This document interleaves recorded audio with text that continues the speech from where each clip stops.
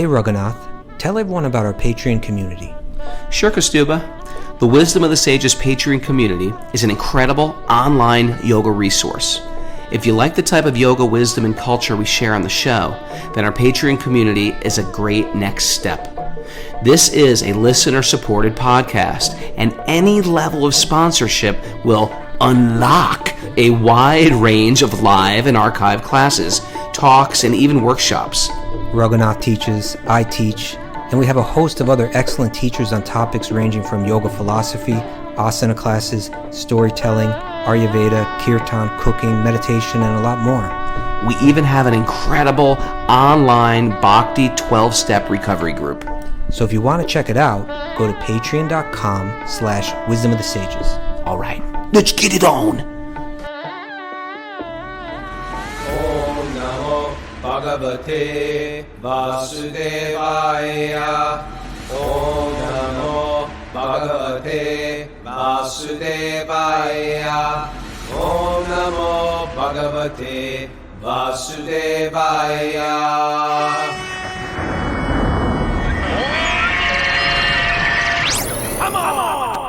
Live from Super Soul Farm, this is Wisdom of the Sages, a daily yoga podcast with your host, Raghunath, and co-host and I almost said super educator, but you are super and senior educator at the Bhakti Center in New York, Kaustubha Das.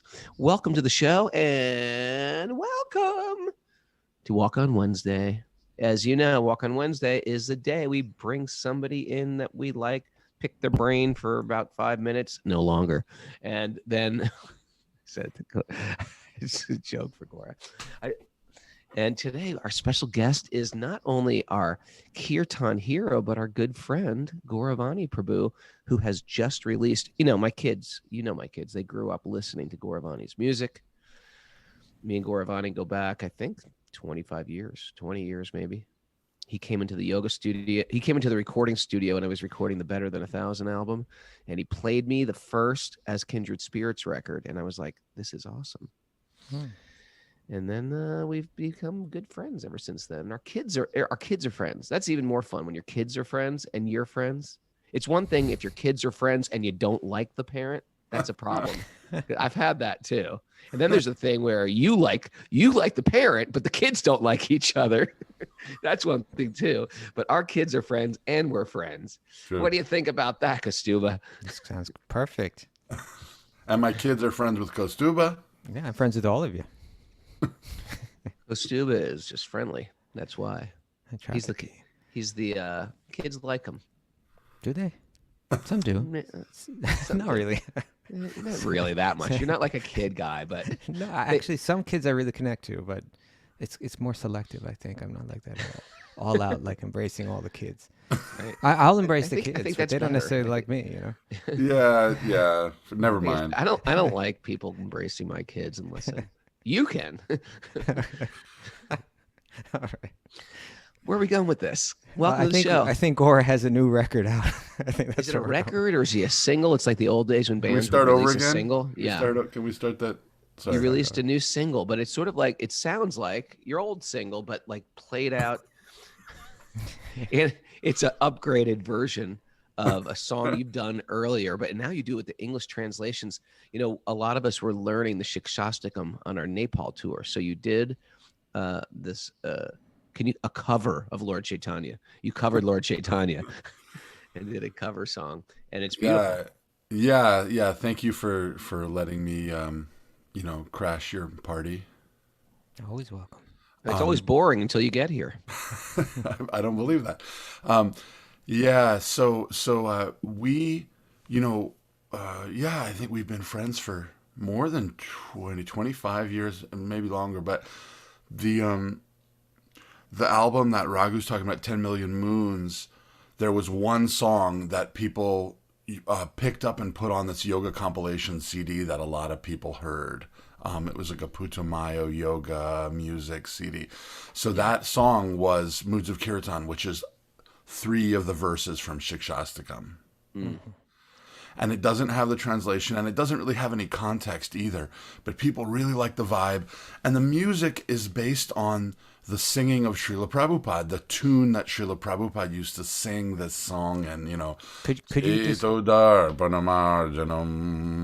it's a really cool recording. If you ever can hear Prabhupada doing it, that's the cool. grave? I didn't realize that. Grave. Oh man, Srila Prabhupada's got such a great vibe. Can you tell us what the Shikshastakam is, just for people that aren't familiar? Well, yeah. So I will. Okay. So I was getting there. So basically, this version that I just released is the whole thing, and it's including translations. And the reason why I'm so excited to put out this new version is because people don't know what this is, right? They just think it's kind of like a good vibey song. And Shikshastakam is so special. It really deserves to be, like you're saying, Raghu, studied. So I didn't say that, but yes, it should be. I'm glad you're attributing me. That's a good. well, no, you said I have to some study it folks now? are studying. I think you said some folks are studying this. We're memorizing it on the show. Yeah. So many of you, probably most of you, have heard of Sri Chaitanya, who is the spiritual revolutionary who kind of brought kirtan into the public square about 500 years ago. So I know maybe there's some new folks who are not super familiar, but Lord Chaitanya is he's like the tree that all of this bhakti comes from, is from Sri Chaitanya. And long story short, he was an incredible scholar when he was young. Like at the age of 13, he debated and defeated like the greatest scholar, this Keshav Kashmiri. This guy used to ride around on an elephant. Raghu should tell the story. We'll hold that one for now.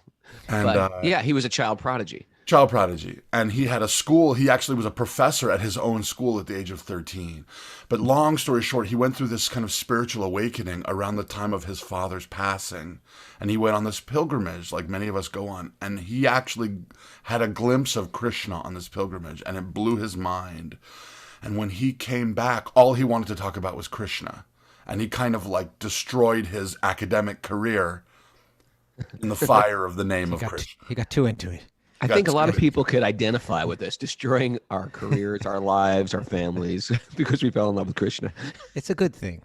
It reminds me of that. Remember that Raghunath Swami story about the guy who has a vow of silence and he's writing on the slate, like everyone in Vrindavan is crazy? Yeah. Remember that story? And if you stay here, you will go crazy too, or something. Yeah. Right? Crazy. And then he's like erasing the board in between his like, and crazy for Krishna is what he writes on the board. So yeah. Happened. Look at the faces out there on Zoom. They're all a little lost, crazy. So Sri Chaitanya was this incredible child scholar and prodigy, in fact, famous and but when it's all said and done, after his, 40 plus years on the earth, there's nothing that he wrote left. All of his students, this incredible tradition comes from his words and teachings. The 6 Goswamis, the songs, the books, the whole thing is coming from Sri Chaitanya. But there's nothing he wrote because he abandoned all of his scholarship. He used to say, my guru said I'm a fool, so I should just do kirtan. That's what he used to say. So it's like, well, what do we have from the original source? And there's just these 8 verses. And these 8 verses, called Shikshastakam, are like the pinnacle of Sanskrit poetry. And they're spoken by Sri Chaitanya himself. And it's like, what did he choose to put down? He explained the mood that you can have if you want to invite the chanting of God into your heart. 8 verses. It's a phenomenal collection. Now, I chant them every day. In fact, to count my japa, my daily chanting practice, I do each verse twice, and that gives me the 16. In between the verse, before each. So in between, yeah, exactly. I like that. Nice practice. Well, that's great. Where can people get this? How do you buy singles anymore? I'm lost. I used to be in the record business. Now I'm like, you buy a single, you can't buy them. Where can people download your music? It's just, we kind of put it up everywhere, so you can find it on any of the streaming services. How do people make money? How do musicians make money? You used to buy a record, people give you money, you give them the record. How does it work now? Ask Amazon. I don't know. Yeah. but one of our pretty regular Zoomers and sometimes other also plays on this record, right?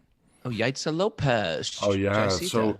So that's Beautiful. I don't want to. I don't know how much time you. I was supposed to take. We can't get rid of you. Come on. Yeah. Well, so when Yaitza, who's now initiated and is named Jayasita, Good name. which is such a good name considering it was just Hanuman's birthday. Yeah. When she first was coming around in the early days of her spiritual life, we were at this retreat together in Philly at the Philly Krishna Temple. And somehow or other, she let it slip that she was a cello player. And I was like, what? I was like, tomorrow you need to bring your cello. And she's like, oh, really? I don't know. Do people like cello around here? I was like, I don't care if they like it. I like the cello. Everybody loves the cello. I mean, seriously. It's like the most beautiful instrument, It is beautiful. right? So she brought her cello the next day, and I just remember the sun was streaming in through the windows, and she was just playing, and we were singing. It was like totally otherworldly. And so she actually was a major part of my record 10 Million Moons, because she spent countless hours in the studio with me, and we would just go through each song together, and we would just like go through every moment and try and find a space to have the cello speak into the record. A lot of the stuff on the record that people think is actually violin is actually cello. She played all over that record. And so when we had the chance to do this again, it was just voice, cello, and guitar. It's totally stripped down. It's just like the raw, essential experience. But a very rich tone to it. Man, she plays the first note of that song sounds like a foghorn. It's super cool. I mean, that as well as the entire recording, it had a real rich, your voice and the whole thing. Thank you so much. To me, it's like, not that you wouldn't throw it on while you're in the car or whatever like that, but it's like the kind of thing you want to sit down and put your headphones on and close your eyes and disappear into it for 17 minutes of just, this special prayer. You just reminded me of something. Last time I was on your show, I was just thinking I had one regret. Yes. And my one regret is, how come I never try and sing for you guys or play music or anything for you guys? And I was wondering, would you be into that? Like yeah, right we now? would be. Yeah, can I sing a little bit? You got Jaisita over there too? Yeah, you got 13 seconds. Go for it, man. Jaisita! No, Let's but I do do it. have this. Okay, look at this. Oh, you are like Tukaram. Or like, this is Tukaram play that? No, Surdas. or what is it? Hari, Oh from yeah, the Haridas Swami. Haridas Swami. You are like Haridas Swami. You discovered Punky Bihari. That is what's that called? An Ektar. Ektar. ektar. You It's a just put one gourd. of the It's a strings. gourd. It's a gourd, and then it's got these little pegs on it. Mm-hmm. And You know it's how to just play got that this thing? little aluminum bridge that you can slide around. Super simple. And it's You got know like how a to play? curtain rod right there. Do you know how to play it? It's just Yeah, one just- note. You just just play it twang it. rhythmically like this. You could play this thing, Raghu. It would add to your whole like bhav, Seriously, oh man, Imagine me Raghu's walking around with that. Yeah. With Taking that in instead of- one hand and with like those shaker in the other, like that. It's like a club too. You can. Yeah, so many things you could do with it. That's All right, very let's cool. hear it. Let's sing something. Well, here's just a few moments of this song. I don't. I'm not gonna. Just sing it. Just wherever your heart takes you. Go ahead.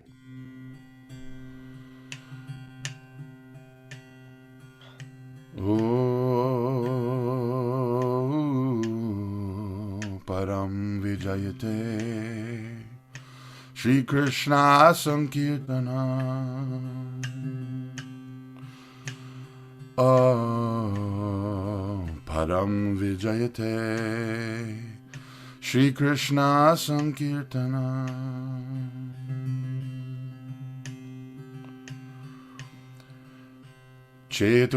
Chetodarpanamarjanam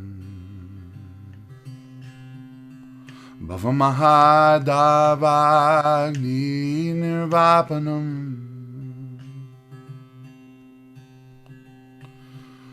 O Shaya Kairava Chandrika Vitarana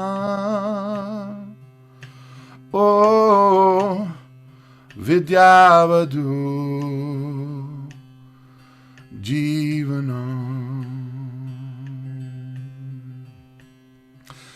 Lord Chaitanya says that in this age of Kali, which is particularly marked by quarrel and hypocrisy, any of us experiencing that? Yes. In this age of Kali, there is a great blessing.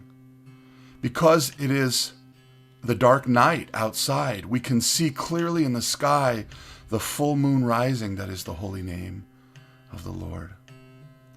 And as that moon rises, the rays, the cooling rays of that moon descend on the land.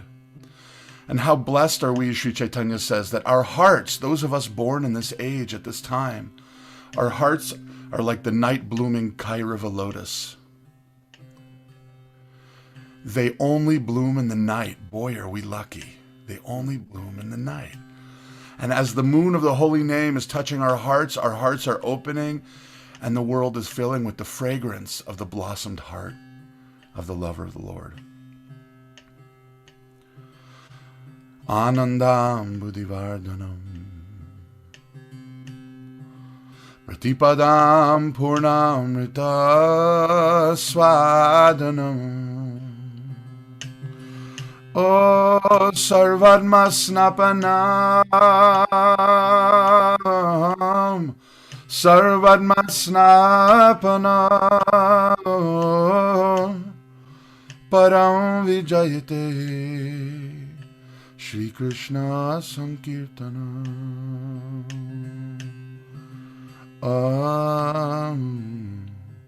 Param Vijayate Shri Krishna Sankirtana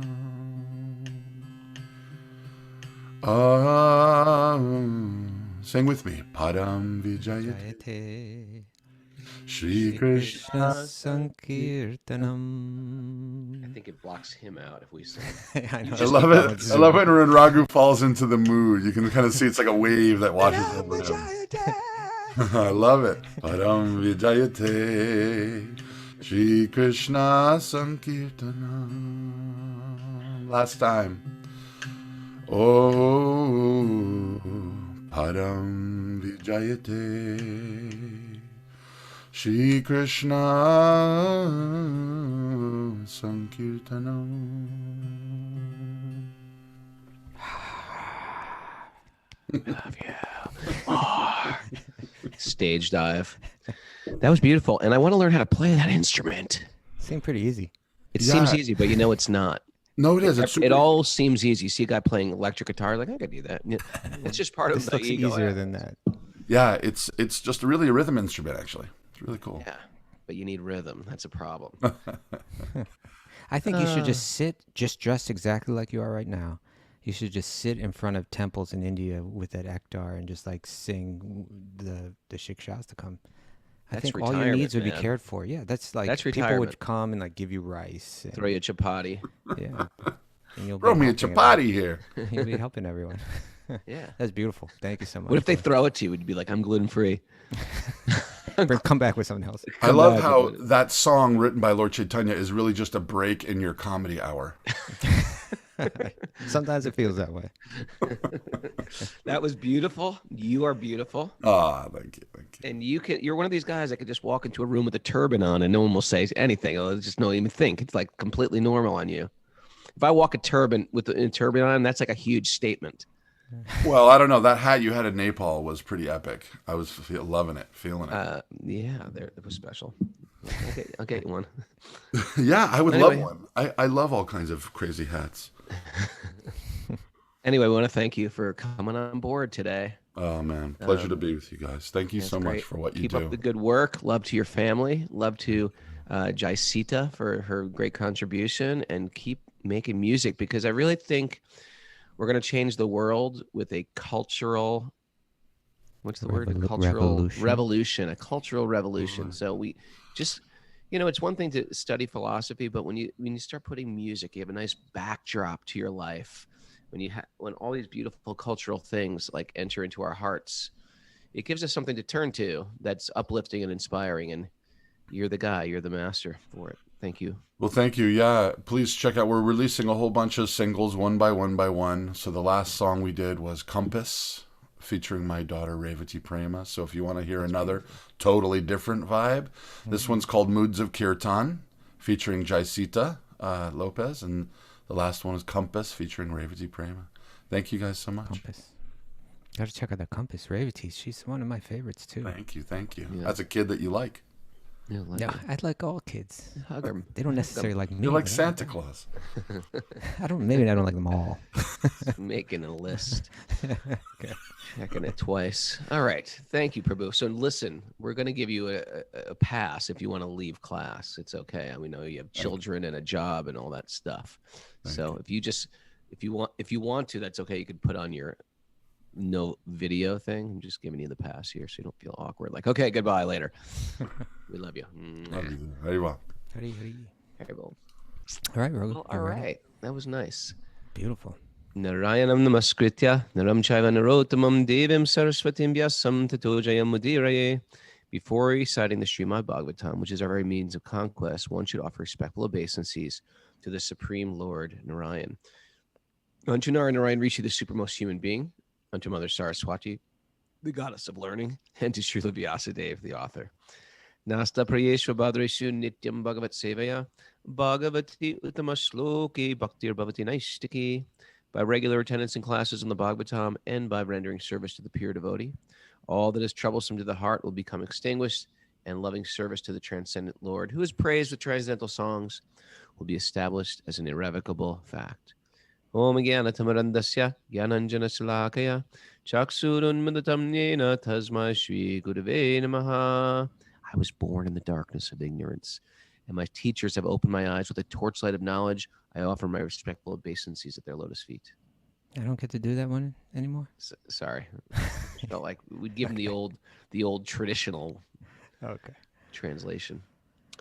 All right, Hey, Prabhu, we are in a sweet spot right now. A sweet spot in this pot of nectar. Yeah. We are in the third canto. We're in the 9th chapter, and we're up to the 6th verse. So we discussed yesterday that in the first 25 verses of this chapter, Lord Brahma, the creator, right? The most brilliant, intelligent, righteous, dignified, purely devoted person in the universe, right? At that time, certainly. He was he had done his search. He was born on the lotus. He searched for his source. He went down the stem. He came up with nothing. He went into meditation for a very long time. And then he had this vision within his heart of Lord Vishnu. Began to offer prayers. And he knew he had his duty to do. He knew he had a job to do. So he wanted blessings. He wanted instruction. He wanted protection. He wanted empowerment. So this chapter's entitled Lord Brahma's, what is it? Prayers for Creative Energy. Prayers for Creative Energy. And so he began with glorifying that form that he was seeing, right? That's the first thing he did, was that the vision was so amazing that he just spontaneously began to glorify the form of Lord Vishnu as his object of meditation. And then so that was the first 5 verses. Now verses 6 through 10. And I don't know how many we'll cover today. Maybe we'll cover them all. Maybe we won't. Maybe we'll cover just one. We'll see where it takes us, right? But these are verses where now he's beginning to share his compassion. These are expressions of his compassion. Now, you might say, well, hold it. Nobody's there in the universe yet, right? He hasn't created all these forms and bodies. That's a good point. So who's he compassionate for? But he knows. He knows that these are just cycles. That that every living being at that point, because it was one of these minor devastation, like there are these cycles, that the universe is going through, and right now the cycle is like he's got to recreate again. So he knows there's all these souls that are ready to go back into the bodies that he's responsible for creating. So it's them that he's praying for, and he knows that the same kind of we go through the same kind of miseries through all the different millenniums and so on. So that's what he's speaking about. There's always cycles, isn't it? Even in this world, everything's in cycles. Goes around and around. Right? There's like 100-year flood, 100-year flood. This is like the massive destruction of the universe, and then there's these minor destructions of the universe. Did you ever write a song about the cycles? No. Could work on that. Caught in a cycle of gonna be a little bit. Maybe I got cycle in there a little bit. Okay. Tension's running high. I see it in your eyes. Okay. Okay. So now he's going. These next 5 verses. I'll tell you something, Raghu. When we read these verses, Yeah. someone might say, "Oh my God, they sound so negative." They're Yeah. not What's up? negative. What's up with that negative yoga Well, stuff? Yeah, but The body's miserable. The world is miserable. everything's bad. It's not like that. There's a positive, optimistic alternative. And sometimes you just have to look at like the problem and really understand it so that you're eager to turn to the very positive alternative, right? Sure. All right. So let's read text 6, and maybe we read the commentary to text 6 too. Alrighty. It's a good one. You ready? Hit it. Text 6. Oh, my Lord, the people of the world are embarrassed by all material anxieties. Yes, check. Embarrassed, check. They are always afraid. Check. They are always trying to protect wealth, body, and friends. Sometimes they just, sometimes they don't protect their friends. Okay. They are filled with lamentation and unlawful desires. Check. And paraphernalia. I don't even know what that means. They're filled with unlawful paraphernalia, I guess, like drug paraphernalia. That's unlawful. And and they avariciously base their undertakings on the perishable conceptions of my and mine. Mm-hmm. It's a great one. My and mine. It's mine. No, it's as not. long as they do not take shelter of your safe lotus feet, they are full of such anxiety. Okay. Really true. It's all true. All true, man. Yes, you don't have to look far to see the sweet. Any case, let's see what Srila Prabhupada has to say. He says, one may question how one can always think of the Lord in regard to his name, fame. That's what we were talking about yesterday, right? Nama Rupa Guna Lila. If one is embarrassed by thoughts of family affairs. And I think here by embarrassed, he means, in other words, not so much like the guy next door is like laughing at you or something like that, but in other words, like on a more existential level, I'm embarrassed, Yeah. Everyone in the material world is full of thoughts about how to maintain their family, how to protect their wealth, how to keep pace with friends and relatives, etc. Thus, they are always in fear and lamentation, trying to keep up with the status quo. In answer to this question, this verse spoken by Brahma is very appropriate. A pure devotee of the Lord never thinks of himself as the proprietor of their home. Interesting, right? If I walked into your home... I just closed on a house. No, you didn't. No, it's not yours. Yeah, you closed on it, but it's not yours. He surrenders everything unto the supreme control of the Lord, and thus has no fear for maintaining their family or protecting the interest of their family. It's a different mindset, right? Because of this surrender, they no longer have any attraction for wealth. Even if there is attraction for wealth, it's not for sense enjoyment, but for the service of the Lord. A pure devotee may be attracted to accumulating wealth just like an ordinary man, but the difference is that a devotee acquires money for the service of the Lord, whereas the ordinary man acquires money for their sense enjoyment. Mm-hmm. Thus, the acquisition of wealth by a devotee is not a source of anxieties, as is the case for a worldly man. And because a pure devotee accepts everything in the sense of serving the Lord, now here's an analogy that's shared often. Ready? The poisonous teeth of accumulation of wealth are extracted. Pulls the teeth out. If a snake has its poison removed and bites a man, there is no fatal effect. Similarly, this is a clue, right? This is right here. It's if we feel lamentation, if we feel fear, and all these things that were mentioned earlier, this is a clue. Similarly, wealth accumulated in the cause of the Lord has no poisonous teeth, and the effect is not fatal.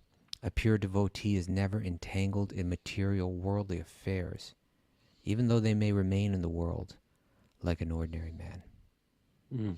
Now, if you take a snake, right, a deadly snake, and you remove You know, the I was just fangs, thinking, if a snake bites you, how does the venom get in you? The venom's comes not through the coming from the teeth. teeth. Or I think No, its tooth is like a bone. yeah, it's released merinose. Mara, dig this up. You studied like AP psychology. Sometimes they You know? shoot that venom. They can do that, like the cobra, you know. Yeah, Mara, look that up, please. Maybe it just drips right down the teeth. Research it. Drips down their teeth. Research. Yeah. Research. The teeth have this channels. That's what you see, Raghu. You doubt me all the time. These teeth have channels. They have channels in the teeth. Yeah, just like even a bone is like hollow, you know. So those teeth have channels. They're tubes from the teeth. The fangs are hollow. Did The teeth have channels. Did you look that up? Did Mara say that? No, this is in the chat Nah, board. it's chat people board. share. It's a chat board. Okay. But this is my point, regardless of how it happened. We got Mara on the show exclusively for her education and her deep knowledge from that years and years of study at private school. I can't believe this stuff isn't just rolling off your mouth. Okay, so this is what Wikipedia says. To deliver venom, snakes have hollow fangs that act like hypodermic needles. Thank you. What? You see, Raghu? Muscles in its head squeeze the venom glands, pushes the liquid through its fangs, muscles in its head. Yeah. So it pushes the Okay, liquid through. So the point is, all right. So the point is, if you remove the teeth of the snake, then it can't really just gums. You know what it is? doesn't really- It's such a fearsome thing, right? Like that snake. Oh man, when they're Yeah. about to bite you, you know. Yeah. But if it has no fangs, it's just basically like a big worm. So if we worms are gross in their own. It may be gross, but Right it's not account. terrifying. Yeah, they're a little terrifying. A big worm? Big Not that worm. much. Come on, imagine I if you were put a like worm that. next to Cobra, and I'll take the worm in it any day. Okay, so the point is, if we understand that Krishna is the proprietor of everything, then even dealing with wealth, it's not ours. You can deal with it. It's just like you're not attached to it because you understand. Like I'm going to use it for in the Lord's service. You know that I like the analogy. I think Prabhupada made this up. The bank teller. The bank teller takes millions of dollars maybe every day, but they never claim one of those dollars for themselves. So even though they're dealing with money, they understand it's not my money, and therefore they don't suffer the implications of people who have lots of money, the fear of losing money, the fear of getting robbed, the fear of how should I invest this? It's not like having a bank account gets rid of your anxiety necessarily. Sometimes it creates more anxiety. Yeah. So the teller is like completely detached. But in this analogy, this is where this analogy gets good. Once that teller takes one dime for themselves, they're a criminal. They're a criminal. So to the degree that we use what we have for our own sense gratification, we're actually stealing it in the same way Ravana stole Sita. We're stealing it for ourselves. The idea is that everything belongs to God, and in pure bhakti, we're giving it all.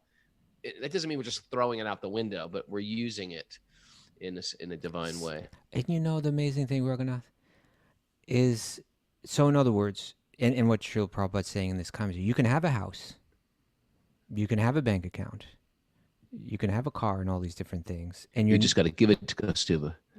you just have to turn it over to the guru. That's me. No, but you can actually have. It's really about changing your attitude, right? It's not about like saying, "Oh, well, now I got to get rid of the house. Now I got to get." It's saying, no, you just have to change the attitude. How you understand what is your relationship to the house. I thought it was the realm of my material enjoyment. That's the purpose for it. No, that's not the purpose for it, right?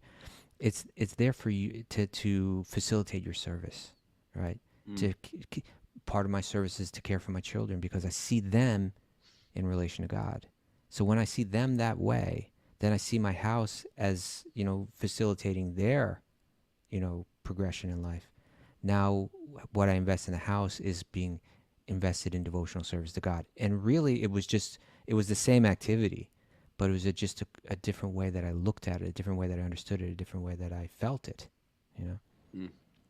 Right? Interesting, right? This is a great time to butt in with a corporate advertisement for Wisdom of the Sages. Wisdom of the Sages is doing a retreat in New York City, and we're going to have more news on that in the next couple of days. But did you we're going to work have that a out? Wisdom of the Sages. Are you just assuming that it's going to work out? We're working it. All We're working right. it, and we're doing a Well, retreat did the in New York City. weekend So if that you- we're talking about, is that looking I just said more to be announced, but More to come. we're talking about. So if you guys want a chance to go to New York City and, come to New York and hang with Mara and myself and Kaustubha, we're going to all be there. Mara's like, what are you talking about? I'm going to be there. I'm going to be there. I'm busy that weekend. No, you're not. Yeah, you can meet all the last time we did this was so fun because when we did that one upstate, everybody got to meet each other. Like, oh, you're Carla, you're Nancy Rothman, you're right. It was just like one after another, all meeting each other. It was very nice. Imagine a whole weekend of that. It's going to be great. Mara's going to cook her famous vegan meatballs. We're all excited. Okay. Oh, those vegan meatball sandwiches. They're not fake. They're real vegan I didn't say meatball fake. sandwiches. Oh, I thought you said her fake vegan meatballs. Yeah. Maybe I said they're great. I heard the. Oh, okay. And that's sushi. So anyway. Bring down some of that vegan sushi. Yeah, we're going to announce it all. We're excited. Okay. Back to the verse. Okay. So, what's also mentioned here, Raghu, is this idea about fear, that when we see this stuff as mine, it says we're always in anxiety. It's like when you travel, like sometimes you're traveling, right? And you're carrying like expensive stuff with you. Yeah. And it's just like, why did I bring this? Now I just had to worry about it the whole time, right? Like if I would have traveled more simply, I could actually appreciate the moment. But because I brought this along and that along and all these things that I thought were going to make my trip, were going to make me happier, actually they just become the cause of my anxiety. Life is like that. True? And it's also the fact that there are things that are out of our control. So sometimes like just like on the farm, there's certain things like, when you have a property like we have here, sometimes there's just like a disaster. A tree falls down, there's a leak in the roof, and you don't have the money to spend it. So many times I've had to say, Krishna, this is not my property. This is your property. You're going to have to fix that leak. I can't do it. I don't know how to. I don't have the talent. I don't have the skill. I don't have the resources. But you're the husband of the goddess of fortune. You're going to have to figure this out. And what happens is when you really trust Krishna like that, he'll either give you some insight or send some person or he'll take it away. And because it's going to get taken away anyway, somehow. And it's only a matter of time. So we use it for Krishna. We try our best. We act as if we're in control, but deep down we know we're not in control of things. Right. Like that one? Act as if in control, but deep down understand we're not in control. That's a takeaway. That's a formula. That's a good takeaway. That's a formula for peace.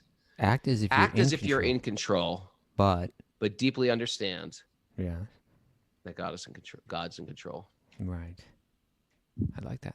That's what Brahma was actually praying for, right? Like, give me the power so that I can create. But the whole time, let me understand I'm not really the creator. Right. That's it. It's a full circle. It's a cycle. It's another one.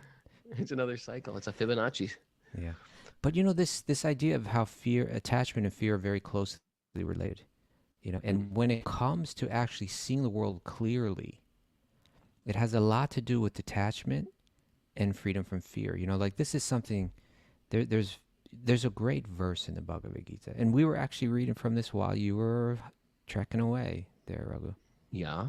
When Balaram was on the show. Yeah, I think we read this verse. But this is a famous verse. It's from the Bhagavad Gita. Text 256. Let's go ahead and throw you on the that's right. Let's throw you on the hot seat. Give me the first what word. That verse is about? 256. Give me the first word. Dukeshu. Don't know it. Okay. Well, I'm not even saying that you have to know it, but do you know the subject of it? It just has something to do with fear, maybe. Right. One who is. Just say it. Well, this is the definition of the sage of steady mind. Okay. Do you know just say it. Just say the verse. Just say the verse. How long we got to drag this? Mayor's like, yeah, do it. Put him on the hot seat. Don't kill Raghu. Slowly torture him. That's right. Stun gun. Okay. Here it is. One who is not disturbed in mind, even amidst the threefold miseries, or all the varieties of miseries in the world out there, or elated when there is happiness, right? There's a steadiness there. And who is free from attachment, fear, and anger, right? Vita, raga, and bhaya, and krodha. Vita, raga, bhaya, krodha. Free from raga, attachment, bhaya, fear, krodha, anger, right? Actually, you know, this exact same threesome is mentioned later on in the Gita in text 410, right? Attachment, fear, and anger. That this is what the yoga, you know, again, we want to take yoga off the mat. This is where the focus goes. What is it in my life that I need to adjust? How do I need to adjust how I see things to free myself from attachment, fear, and anger? So here it is again. He says, one who is not disturbed in mind, even amidst the threefold miseries, or elated when there is happiness, and who is free from attachment, fear, and anger, is called a stita dhira muni, a sage of steady mind. That's what the yogi's aiming for in this life, right? We're trying to become this sage of steady mind. We're trying to, we're reading, Brahma's describing someone that's not a sage of steady mind. I'm attached materially. I'm always afraid. I'm thinking I got to protect my wealth. I got to protect my body. I got to protect my friends. I'm filled with lamentation, as well as some unlawful desires and paraphernalia, right? Yeah. Because I see things as, and it says, because I see things as my and mind. You know, I'm always seeing that way. I've made this mistake that Brahma is being very careful not to make. Brahma's about to create on a level that's just like Next level creation. And the super next level. I mean, like, again, like Raghunath, if we gave you some time, let's give Raghunath a month, right? See what I could create. See what you can create. Like, what can you come up with? A pile of sand. What would you create? I mean, really, seriously, like, if you're going to create the most mind-blowing thing and say, Kaustubha, come here in 1 month and I'm just going to blow your mind with something I'm going to create. When you see this, you're going to be amazed. What would you do? Popsicle stick statue of the Empire State Building that looks nothing like it. Right. This? You'll be like, this? This is... No, there are some people that can... Things. Oh, there goes your microphone. Lost you. You're still there, but it sounds different. Sorry, there we go. You know, Yeah, I can't believe that they create such a great microphone and they put this crummy little thing in the end, you know? Oh, yeah, the way it connects. Yeah. So anyway, Okay. yeah. What are you some going to people create? Can create, but even those great creators, listen, give me the electric chair. Don't give me the repeated stun gun. I can't create nothing. You know that. I'm not a great creator. Even when I create a CD I don't think... or a record, I need Parliament. I need other musicians because I can't play anything. Right. So anyway, I can't create much, but there are people that do. There's furniture makers. Ever see good furniture makers? There's sculptors. Yeah. You know, ever see a sculptor? They take a big block of stone. There's jewelry makers. There's people who cut jewelry, fine jewelry. There's people, goldsmiths. You put them in there for a month, they come out with like this incredible. Ever see like a guy who builds banjos? Banjo Mike. My daughter does. Banjo Mike, but ever build banjos, building violins. I know a straight edge guy that builds violins. It's incredible stuff. So you put them alone with tools, but still it's nothing. It's nothing compared to you don't create a banjo and a violin and a trumpet. Yeah. And sand. Right. Yeah, and even you can't create that violin unless Brahma had created the trees. Right? Yeah, we're second and the tools. All that's this second, third, fourth, fifth, like, you know. So Brahma's about to create. So he's about to create. Yeah, he's praying. Yeah, go ahead. I mean, he's appreciating. Look, I'm about to do all this stuff. I understand this isn't me. This isn't mine. It's coming from you. Yeah. I think every artist gets that. Like, I didn't write that riff, or I didn't do write they that all? poem. Do they all? I don't know if they all. Maybe spiritually inclined ones do. Some do. Maybe some think, yeah, this is all me. I think a lot of them think that way. Yeah, I think a lot of people, like, you hear, they're like, I didn't write that song. Yeah, well, just came to me. You do hear that. I've heard that. You know, I'll tell you two artists who I've heard that from, and they're both considered like some of the greatest musical artists of all time. Leonardo da Vinci. Yeah, I don't know if he's known for his music. Did he say like that though? His art. What did he say? I didn't do this. Is that what he said? I didn't God do this. I didn't do this. We're about to pay you. We just commissioned you. You didn't do this? Like, he's about to write you a check. Hold it. I did do it. I did do it, but I didn't do it. It's complicated. Just pay me. Okay. All right, go on. So one was Marvin Gaye. That Smokey Robinson, he speaks about when he visited Marvin Gaye when he was recording the record What's Going On, which many people consider to be the greatest record ever made. Right? It's a very beautiful record, you know. Which record is this? What's Going On by Marvin Gaye. Marvin Gaye's record? You're Googling it? Now, who is Marvin Yes, Gaye? I am. How do you spell Marvin? It's the best record ever made. I want to listen to it. It is. It's an amazing record. So when Smokey Robinson visited him, and he was talking about the creative process that he was going through, and he said, "Smokey, I'm not creating this music. It's just God creating this music." You know, he had that kind of humility, you could call it, you know, but, you know, just an appreciation of what God was doing through him. It's not me. And also Bob Dylan, you know, who many people consider to be the greatest songwriter of all time. I saw him interviewed once, and someone was asking him about the songs that he wrote, you know, kind of in that most powerful creative period of his life back in the early 60s. And, you know, and the interviewer was asking him, like, could you write a song like that again? And he said, no. He says, I couldn't write that song. You know, that wasn't me. It was just, you know, God working through me to write that song. So it's true. Like, some get it, but a lot don't, I think, right? Yeah. And we become proud. Like they say, the pauper is proud of his penny. Any little even we create that little popsicle thing. Right? Yeah. We It's think true. like, it's my creation, it's me, it's mine. Now, Brahma is that so much to learn in this third canto from Lord Brahma. Because everything that we do, he does better. He does on a massive scale. We do on a tiny scale.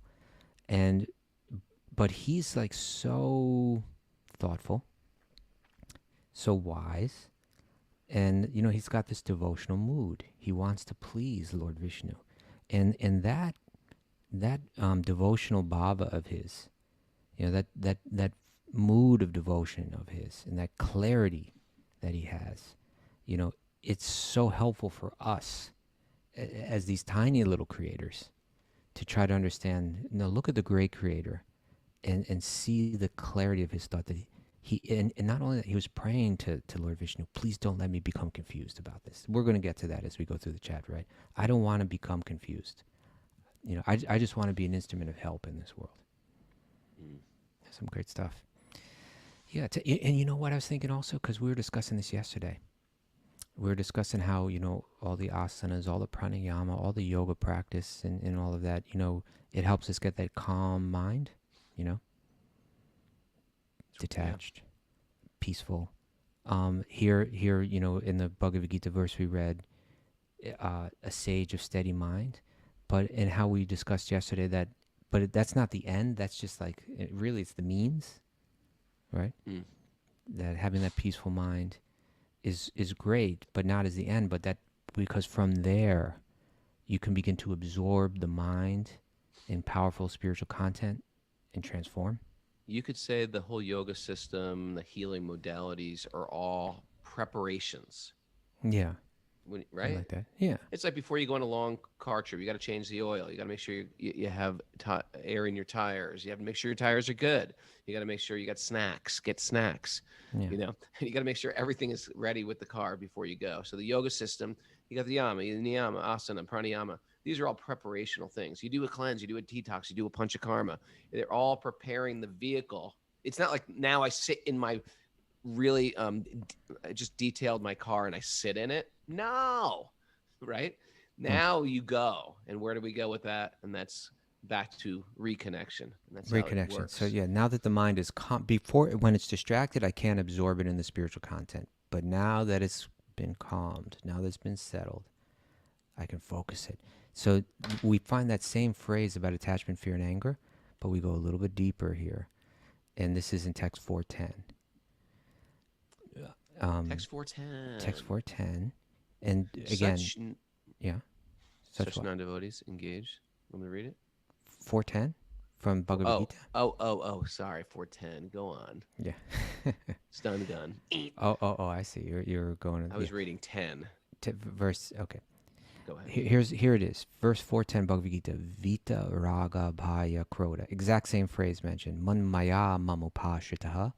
Bahavo jnana tapasa, puta madbhavam agataha. Being freed from attachment, fear, and anger. Okay, now you're a sage of steady mind. You're free from attachment, fear, and anger. You're not confused like this poor person that Brahma is feeling this pity for and this compassion for. Being freed from attachment, fear, and anger, and being fully absorbed in me. That's what we're talking, right? Now that you're free from attachment, fear, and anger, you can be fully absorbed. You can bring your mind to the name, to the form, to the pastimes, to the qualities of Krishna. So being freed from attachment, fear, and anger, being fully absorbed in me, and taking refuge in me. Many, many persons in the past became purified by knowledge of me, and then this is the goal. This is where it all leads, right? And thus they all attain transcendental love for me. There you go. That's the home run. There you go. That's the home run, right? That's where it's all leading. That's where it's all meant to go. That's what yoga's all That's where about. we're driving to. All right. That's the dropped pin, the final destination on the GPS. Nice. All right. I don't know if we should go on to the next verse because we only got a few minutes left. But You only got a few minutes. We got any? Look right at Mara. She's like, what are the takeaways? She's scrambling through her notes. Takeaways. Everybody help. She's like, meatballs, vegan meatballs. What do you got there, Mara, for us? You got anything for us? Act as if you're in control, but deeply understand that God is in control. That's the big one for That's me. the big one. I'm That's walking the back. away with That's that. the back piece Yeah. tattoo you're thinking about. Alex Okay. being Anything like, else? Get that tattooed. Do the footwork, but leave the result to Krishna. Do the Okay. footwork. I don't even remember that one. Footwork. I don't Okay. either. Yeah. Footwork. Change your attitude to facilitate service. Lady and I Nice. just made that one up. In the pressure The of it poisonous teeth No, of because we accumulated talked wealth. about that. We talked about that. It's that you Change do. your It's a attitude, change of facilitate attitude. service. It's not right. Yeah. What was that about the teeth? Poisonous teeth of accumulated wealth. Yeah. How about Right. this? The A snake with poisonous broken teeth. fangs is just a big worm. It's a good one. Raghunath is afraid of worms, apparently. Creepy. Slimier than snakes. It's true. They are. Um, right. Trevor Vaughn is offering an asana class at 8 a.m. for our Patreon members. That's a takeaway Excellent. too. Yeah, and there's a Bhakti recovery group meeting today at 1 o'clock. All right. How perfect. that What a about does perfect it. day. And what a perfect way to uh, start your morning. Okay. Well, plus a little music, right? Yeah, play some Hey, music. we still got Gaura here. Gaura worked on this song, right? He was a producer, I think. Gaura, you Correct. still around? Worry, All I'm, your- I'm with you. I'm with All you. your favorite songs, Gore's there. Gore's doing a stunga yoga there. He had to turn off his camera. He's like jumping back, chaturanga, up dog, down dog, lift a leg, lunge it through. Oh, there he is. Gore, I think Gore, you had your hand on all our favorite CDs. You just were in there in that studio mixing stuff around.